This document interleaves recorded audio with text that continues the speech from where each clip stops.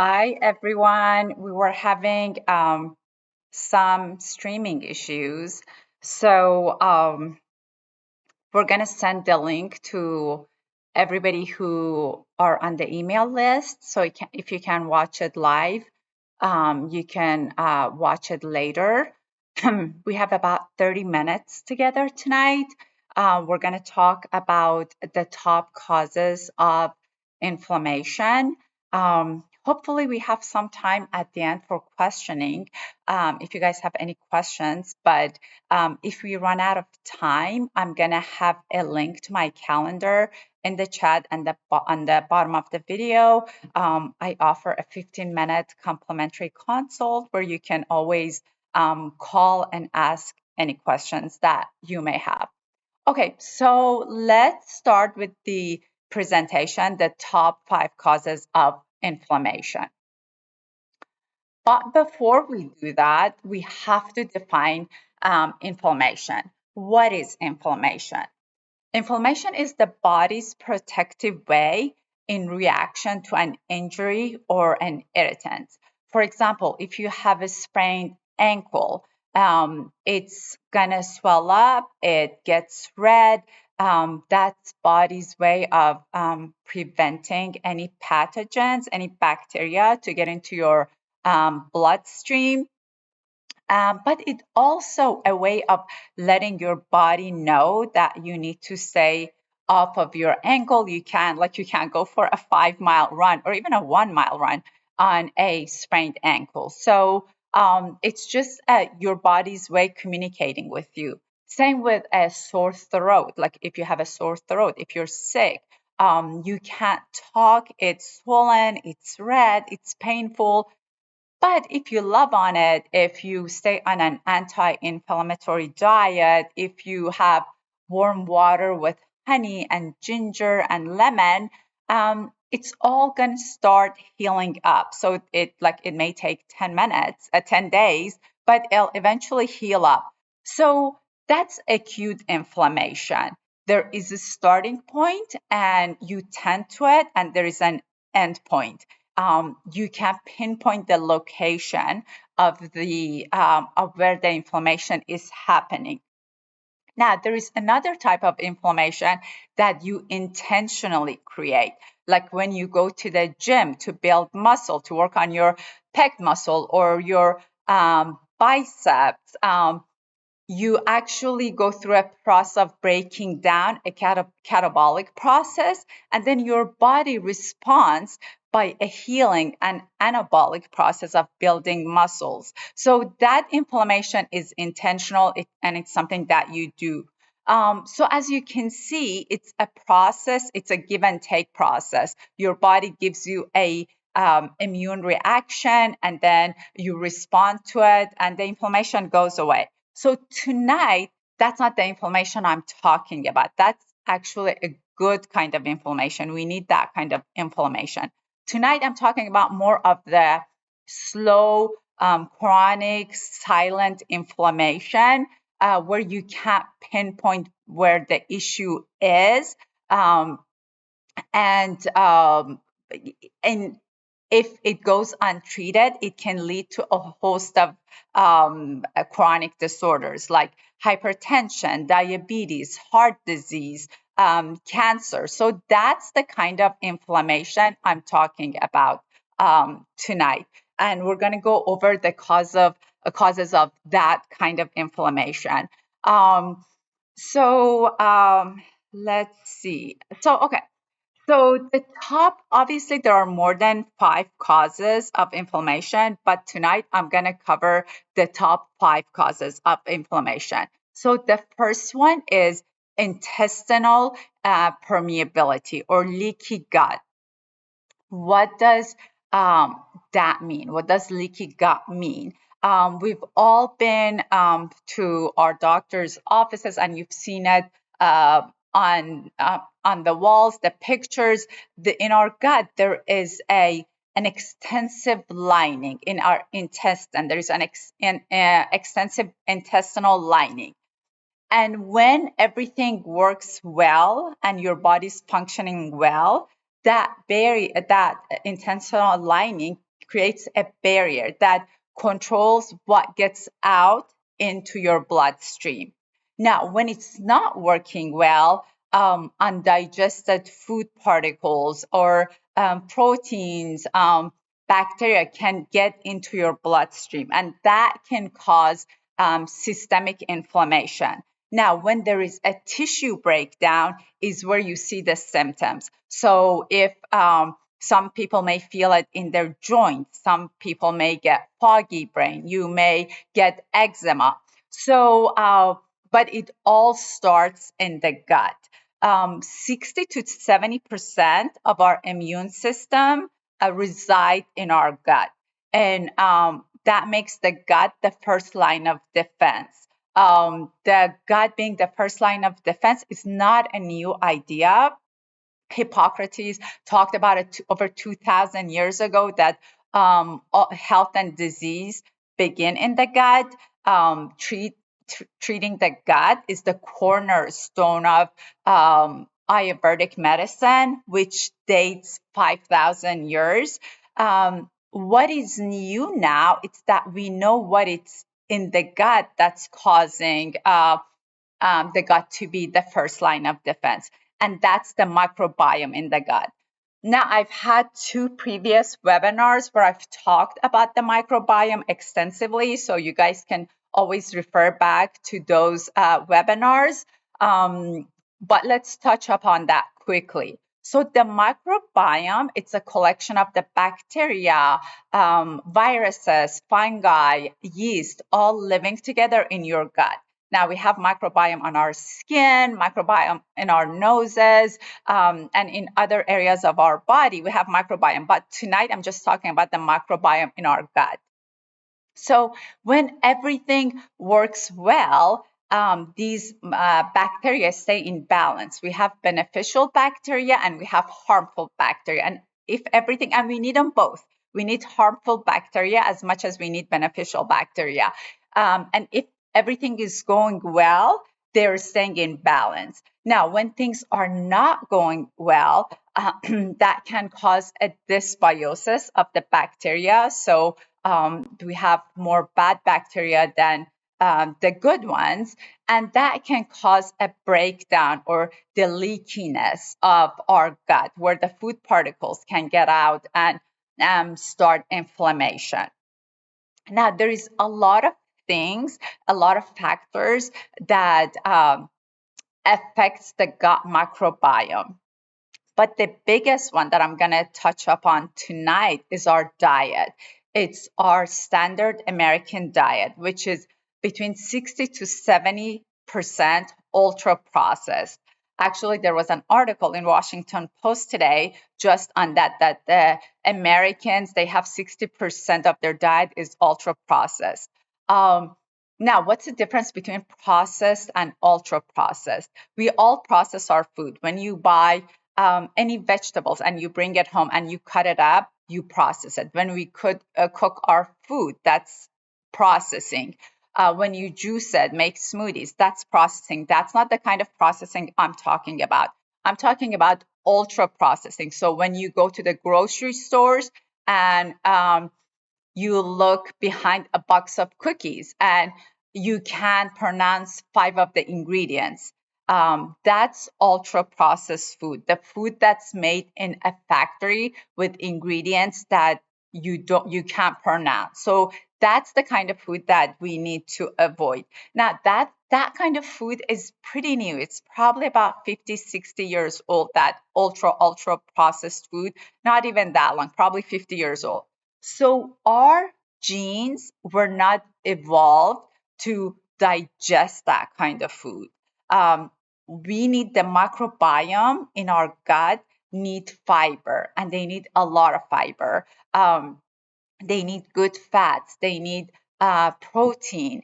They need soluble fiber. They need insoluble fiber. They need starch-resistant foods. What I mean by soluble fiber is like citrus fruits or leafy greens that they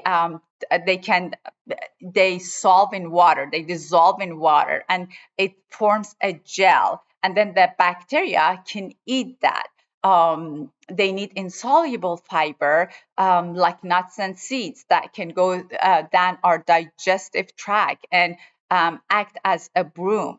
They need starch-resistant fiber, which is a form of carbohydrates, like green bananas or green mangoes, or rice that we cook and we cool and we reheat. That's starch resistance fiber. Or with potatoes, the same thing can happen with potatoes.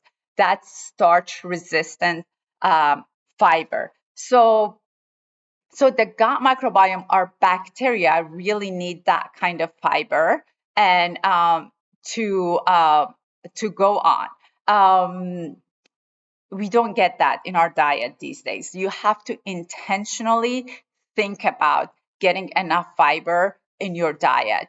And when we don't get enough fiber, when our diet is bombarded with sugar and starches, then the good bacteria, the beneficial bacteria, die off. So we don't get enough of the beneficial good bacteria, and that creates a dysbiosis, that creates leaky gut. So that's the first cause of big systemic inflammation in our body. It's intestinal permeability, leaky gut, which is caused by dysbiosis of the gut microbiome.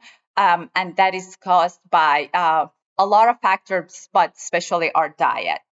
The second factor, the second cause that we're going to talk about tonight, it's unbalanced blood sugar or insulin resistance. What does that mean? So unbalanced blood sugar, these days we expose our bodies to pharmaceutical doses of sugar and starches. And we were not evolved to metabolize that much sugar and starches. So that creates a problem in our body. How does it do that? It's by making adipocyte cells that secrete cytokines. What does that mean in regular English terms? Basically, if you have fat bellies, the fat cells in our bellies can lead into chronic diseases. So we can have the fat in our bellies is the worst kind of fat that we can have. You can have fat in your arms or fat in your hips, but it's the fat that in our bellies it's the dangerous kind of fat.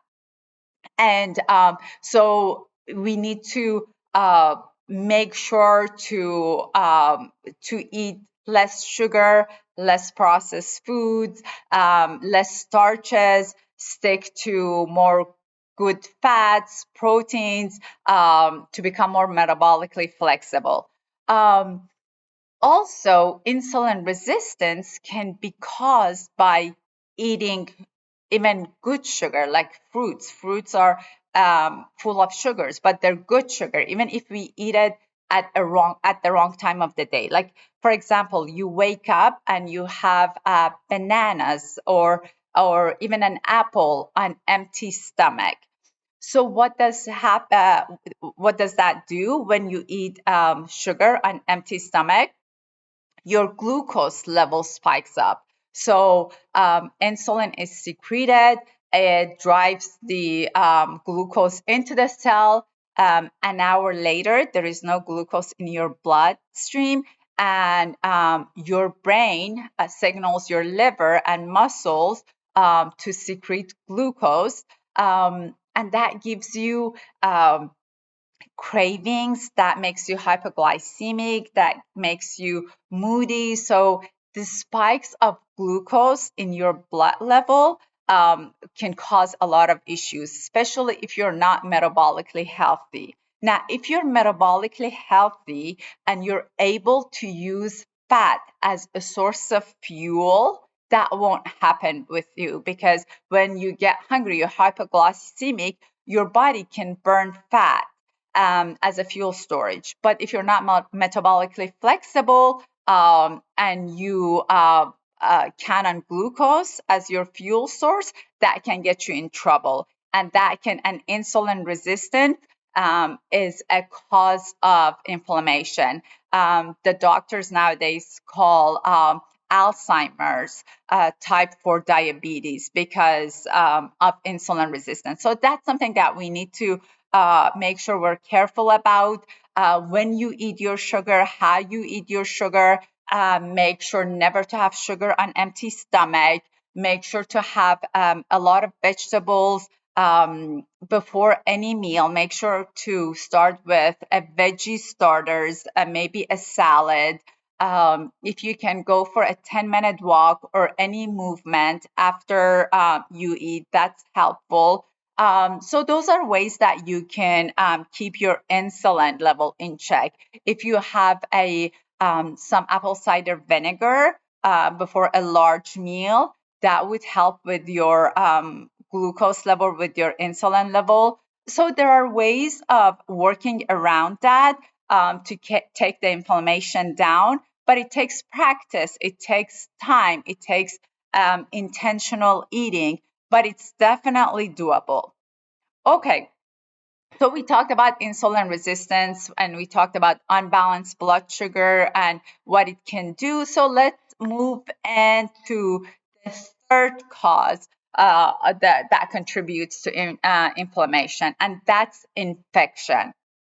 So how does that happen?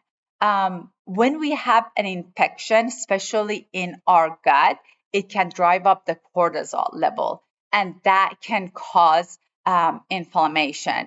That can cause dysbiosis in the gut microbiome, and that in turn can cause inflammation. For example, even if you have beneficial bacteria, but you have an infection or you have low stomach acid, because everybody nowadays take those over-the-counters protein pump inhibitors, and that lowers your stomach acid. So if you have low stomach acid, the beneficial bacteria in your gut can move up to your small intestine. Now, you shouldn't have a lot of bacteria in your small intestine. That's where your food gets absorbed. You shouldn't have bacteria, even beneficial bacteria. So that can cause bloating, that can cause a lot of pain, irregular bowel movement, like diarrhea, constipation. It can lead into a condition called SIBO, small intestinal bacterial overgrowth, which can cause a systemic inflammation. So you have to always make sure and pay attention to your gut. That's where everything starts. That's where the action is happening. So you have to make sure to optimize your gut health all the time. And you would know that if your gut is not functioning optimally, you can tell by your bowel movements. If you're not pooping every day, if the color is off, if it's not formed, if so you can tell that you have a leaky gut or an infection just by observation. Now let's get into the fourth cause of inflammation, which is sleep, or lack of sleep, or poor sleep. That's one of the driving causes of inflammation. It does that through different mechanisms, but I'm going to cover two of the most important ones tonight. So one of them is when we sleep, our blood pressure drops, and that allows our vessel to relax. And then the cells inside the vessels on the walls send an anti-inflammatory response to the body. So the inflammation goes down. Now, if your sleep is restricted, if you're not getting enough sleep, your blood pressure won't fall and your blood vessels, they won't relax. So the cells will send a inflammatory response to the body. The inflammation goes up. So that's one of the mechanisms. The other mechanism that lack of sleep can drive up inflammation is the fact that when you're asleep, there is a system in your brain. It's called the glymphatic system. It's the same as the lymphatic system in your body, but it's called glymphatic system. So when you're in deep sleep, the glymphatic system cleans all the junk in your brain. That's why when you have a good night's sleep, you wake up all fresh and you can start working. And you need to go through the stages of deep sleep for the glymphatic system to work. So you always have to make sure that you're getting good sleep. A lot of us are suffering from insomnia. We fall asleep and we wake up in the middle of the night. There are things that you can check. There is always your hormones that you can check. If you're insulin resistant, if you eat dinner really late, you need at least 2 to 3 hours for your food to digest before you sleep. When you wake up in the morning, you need to expose your eyes to light, to natural light. At nighttime, you need to stay off your devices at least an hour before sleep. It's best if you have a nighttime ritual, so you're signaling your body that it needs to go to sleep. So there is a lot of techniques that you can implement to get good sleep, because not having good sleep will definitely drive up inflammation in your body. Now, the last factor that we're going to talk about tonight is stress. Again, stress can cause inflammation in the body by spiking up your cortisol level.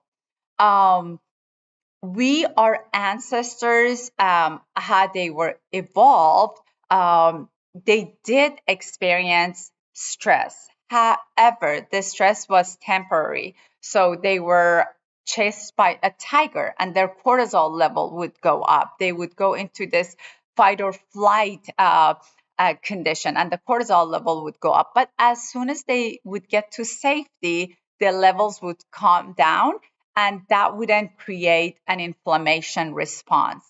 However, in today's world, we're bombarded by stress all the time. So, like tonight, not being able to stream this video was pretty stressful. And I'm sorry about that, that a lot of you won't be able to watch this live. But we had some streaming issues which caused a little bit of stress. So I'm sure my cortisol levels still haven't calmed down. But but from the moment we wake up, we're exposed to a lot of stress and our cortisol level spike up and it doesn't get a chance to calm down. And that can cause laxity in the intestinal barrier that we talked about, and it can cause a leaky gut. There is I think I devoted about 10-15 minutes of my last talk or the one before that to the connection between the gut and brain and the mechanism that it works. But there is definitely a connection. Your vagus nerve is one of the ways. So whatever that happens in your mind affects your gut, and whatever that's happening in your gut can affect your brain. So you have to always look for ways to mitigate your stress, like walking, breathing, meditation, reading. You need to know what works for you and make sure to implement that in your daily life. The other issue is that as we get older, we're more prone to inflammation because our baseline for inflammatory response it's heightened. So you have to, as you get older, you have to make sure that you have more ways of managing stress. You have to make sure that you keep an eye on your gut. Make sure that your diet is right. Make sure that you're sleeping correctly. Make sure that you get enough sleep. So these are all factors that affects inflammation in your body. There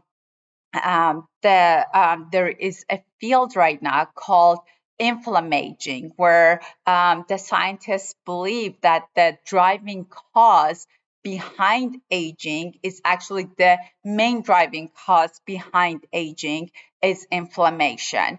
And that's something that we have control over. We have control over our diet. We have control over our sleep. We have control over our alcohol intake. We have control over to take a medication or not. So those are things that we can control and hopefully in turn drive our inflammation down. There are definitely more causes for stress, but more causes for inflammation. But we can hopefully we can cover some of those in our future webinars. But as you notice, the most important thing in creating inflammation, everything goes back to the gut. So Ayurvedic medicine, Hippocrates, they all knew something thousands of years ago. So none of this is new. It's just that we know the mechanism of how this is happening.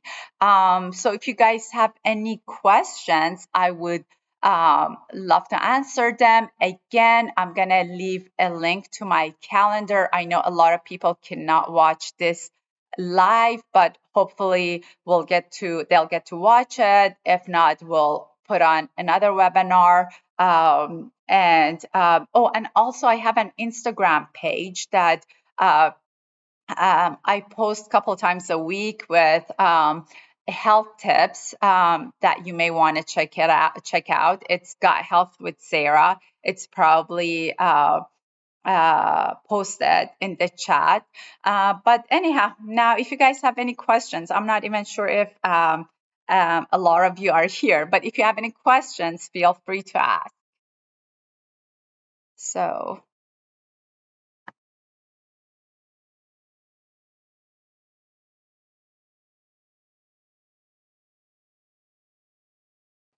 Okay, guys, I don't think we're gonna post this, so we may put another one of these on. Sorry about tonight. It didn't go as we had planned, but now we know what we shouldn't do next time. So I hope you guys have a good night, and we'll see you in the future webinars.